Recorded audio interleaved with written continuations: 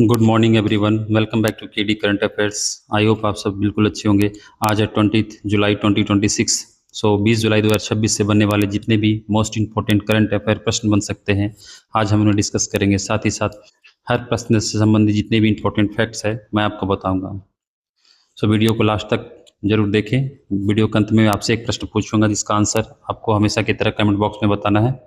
Start करते हैं अपना आज का सेशन की शुरुआत करते हैं रिवीजन क्वेश्चन से। हाल ही में कहाँ माई भारत राष्ट्रीय युवा स्वयंसेवक सम्मेलन आयोजित किया गया? तो ये लखनऊ। हाल ही में भारत के पहले निजी ऑर्बिटल रॉकेट विक्रम 1 को किस अंतरिक्ष कंपनी द्वारा विकसित किया गया? तो ये स्काई रूट एरोस्पेस के द्वारा किया गया। भारतीय नौसेना को किस देश के द्वारा MH-60R सी हॉक रोमियो नेवल हेलीकॉप्टर सौंपी गई? तो ये अमेरिका के द्वारा सौंपी गई है। आरबीआई के किस पूर्व गवर्नर को US federal reserve task force में नियुक्त किया गया? रघुराम राजन को। केंद्र सरकार ने मैनुअल स्क्वेजिंग को खत्म करने और स्वच्छता कर्मियों की सुरक्षा सुनिश्चित करने के लिए किस योजना को मंजूरी दी? तो नमस्ते योजना को। किस भारतीय रेसलर ने बुडापेस्ट रैंकिंग सीरीज 2026 में गोल्ड मेडल जीता? तो ये अमन सहरावत। किस देश द्वारा storm fighter loyal wingman program को लॉन्च किया गया है? तो ये यूनाइटेड किंगडम के द्वारा किया गया है। केंद्रीय मंत्रिमंडल द्वारा मोबाइल फोन विनिर्माण योजना के लिए कितने करोड़ रुपए की कुल बजटीय परिव्यय को मंजूरी दी गई? तो ये 62,500 करोड़ रुपए। जनवरी से जून 2026 के दौरान भारत में किस राज्य में साइबर धोखाधड़ी की सबसे ज़्यादा शिकायतें दर्ज की गई? तो ये उत्तर प्रदेश। हाल ही में नौसेना पनडुब्बी रोधी युद्धपोत INS मालवान का निर्माण किस शिपयार्ड द्वारा किया गया? तो ये कोचिन शिपयार्ड लिमिटेड के द्वारा। हमारे आज के सेशन का पहला प्रश्न है, हाल ही में 72वें राष्ट्रीय फिल्म पुरस्कार 2026 में किस फिल्म को सर्वश्रेष्ठ फीचर फिल्म का खिताब दिया गया? तो अभी 72वें राष्ट्रीय फिल्म पुरस्कार की घोषणा की गई है और ये 24 का है जिसमें 26 में दिया जा रहा है।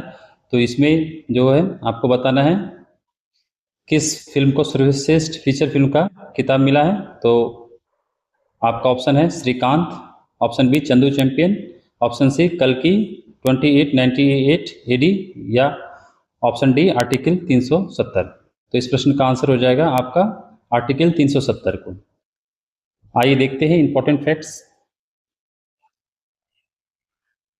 72वें राष्ट्रीय फिल्म पुरस्कार में सर्वश्रेष्ठ फीचर फिल्म का जो दर्जा दिया गया है आर्टिकल 370 को सर्वश्रेष्ठ हिंदी फीचर फिल्म श्रीकांत को मिला है। सर्वश्रेष्ठ अभिनेता कार्तिक आर्यन को चंदू चैंपियन फिल्म के लिए और मम्मूटी को मिला है ब्रह्मा युगम के लिए। सर्वश्रेष्ठ अभिनेत्री का खिताब जीता है यामी गौतम आर्टिकल 370 फिल्म के लिए। सर्वश्रेष्ठ निर्देशक राजकुमार पेरियासामी अमरन फिल्म के लिए। मनोरंजन से भरपूर सर्वश्रेष्ठ फिल्म का दर्जा जो किताब जीता है कल्कि 2898 AD। सर्वश्रेष्ठ सहायक अभिनेत्री रूपाश्री वाडकरी जो मिथ्या फिल्म के लिए और शबाना नामीदास महाराजा के लिए। सर्वश्रेष्ठ सहायक अभिनेता संजय मिश्रा भक्षक फिल्म के लिए मिला है। अगला प्रश्न, हाल ही में ताशकंद में आयोजित 58वीं अंतर्राष्ट्रीय रसायन विज्ञान ओलंपियाड 2026 में भारत संयुक्त रूप से किस स्थान पर रहा? तो भारत जो है संयुक्त रूप से पहले स्थान पर रहा। भारत जो है चीन, वियतनाम और रूस के साथ संयुक्त रूप से प्रथम स्थान पर रहा। इसका आयोजन स्थल कहाँ है? ताशकंद उज्बेकिस्तान में। भारत जो कुल पदक जो है 4 स्वर्ण पदक जीते और इसमें जो भाग लेने वाले कुल देशों की संख्या 93 थी। नेक्स्ट प्रश्न, किस राज्य या केंद्र शासित प्रदेश की पोगा घाटी में स्थित देश के पहले और सबसे गहरे भूतापीय कुआं का संचालन शुरू किया गया है? तो ये वेरी इंपॉर्टेंट प्रश्न है, आप एग्जाम में इसे क्वेश्चन बन सकता है, तो इसे आप नोट कर लेंगे। तो इस प्रश्न का आंसर हो जाएगा आपका लद्दाख। लद्दाख की पोगा घाटी में स्थित, लद्दाख में पोगा घाटी है, वहां स्थित जो ये है आपका देश के पहले और सबसे गहरे भूतापीय कुआं का संचालन शुरू किया गया है। नेक्स्ट प्रश्न, हाल ही में किसी राष्ट्रीय अल्पसंख्यक आयोग NCM का अध्यक्ष नियुक्त किया गया है? तो भी हाल ही में भारत सरकार के द्वारा हरजीत सिंह ग्रेवाल को राष्ट्रीय अल्पसंख्यक आयोग का अध्यक्ष नियुक्त किया गया है। राजीव कुमार को एचडीएफसी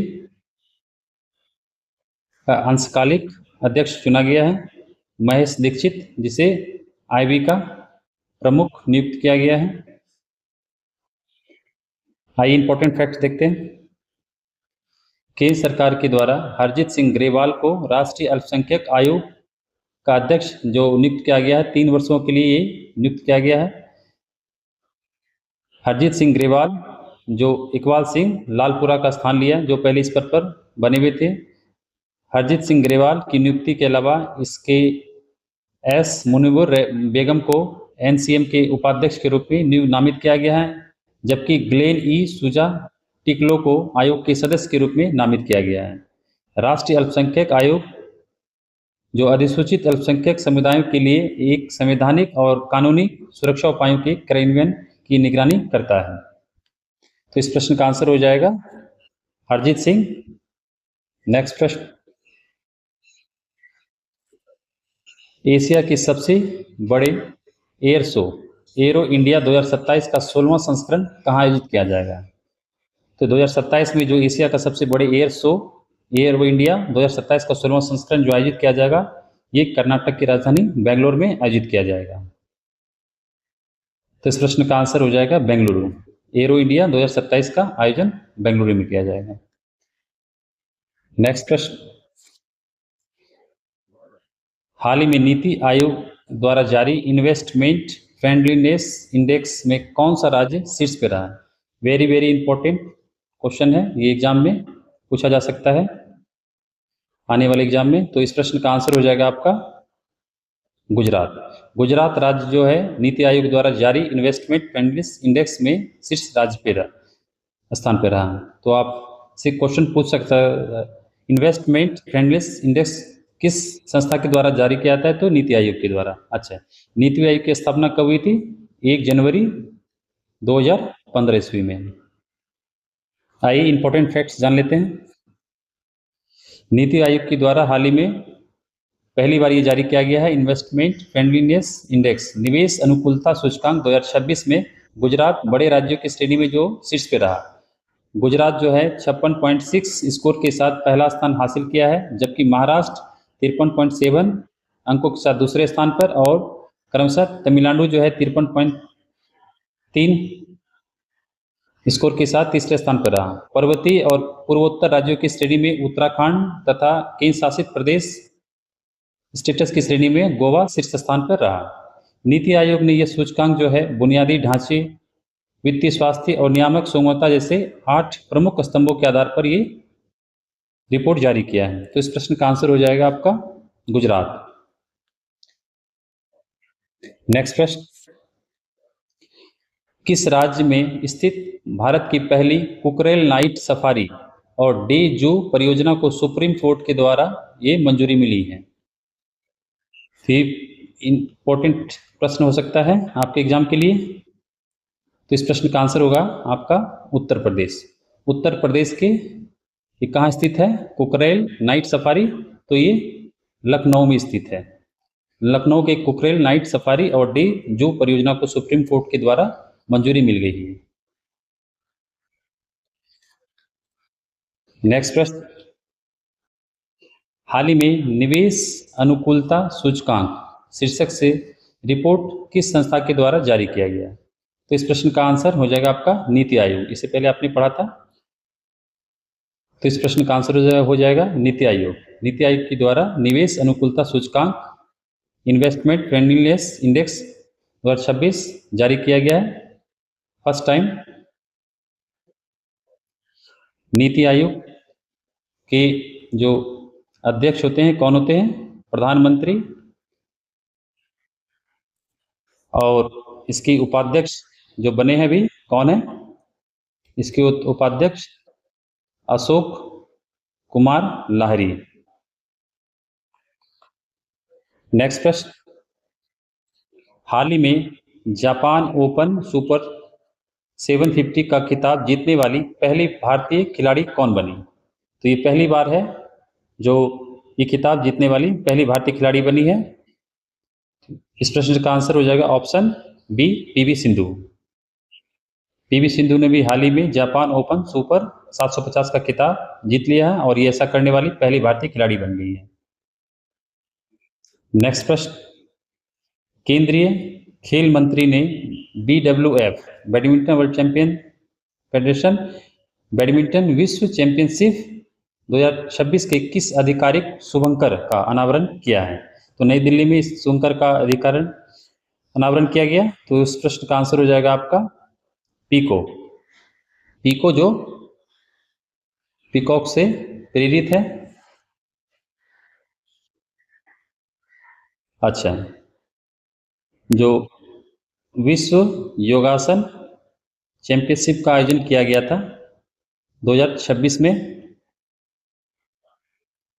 उसका शुभंकर जो था आपका वीर हो जाएगा। और वहीं 39वें राष्ट्रीय खेल का जो आयोजन किया जाना है, राष्ट्रीय खेल मेघालय में, उसका शुभंकर जो है क्लाउडेड लेपर्ड है। तो इस प्रश्न का आंसर हो जाएगा पीको। BWF बैडमिंटन विश्व चैंपियनशिप 2026 का आधिकारिक शुभंकर पीको को रखा गया है, आप यहाँ देख सकते हैं। तो फ्रेंड्स, ये आज के सेशन का आखिरी प्रश्न था। आइए देखते हैं previous question of the day में जो हमने आपसे प्रश्न पूछा था, हाल ही में किसे वर्ष 2025 का प्रतिष्ठित 60वां ज्ञानपीठ पुरस्कार प्रदान किया गया? तो इस प्रश्न का आंसर आपने हमेशा की तरह सही दिया। तो इस प्रश्न का आंसर था आपका आर वैरामुथु। आइए देखते हैं क्वेश्चन ऑफ द डे में आज का प्रश्न क्या है। हाल ही में RBI के कुछ पूर्व गवर्नर को US federal reserve task force में नियुक्त किया गया है? तो आपके ऑप्शन है Raghuram Rajan, option B Sanjay Malhotra, option C Shaktikanta Das, option D Urjit Patel. आप इसका आंसर कमेंट बॉक्स में जाके दे सकते हैं। आपको आज का सेशन कैसा लगा और कमेंट बॉक्स में जरूर बताएं आपका स्कोर कितना रहा। यदि सेशन अच्छा लगे तो इस सेशन को लाइक करें, शेयर करें। सो मिलते हैं अपने नेक्स्ट सेशन में। थैंक यू, धन्यवाद।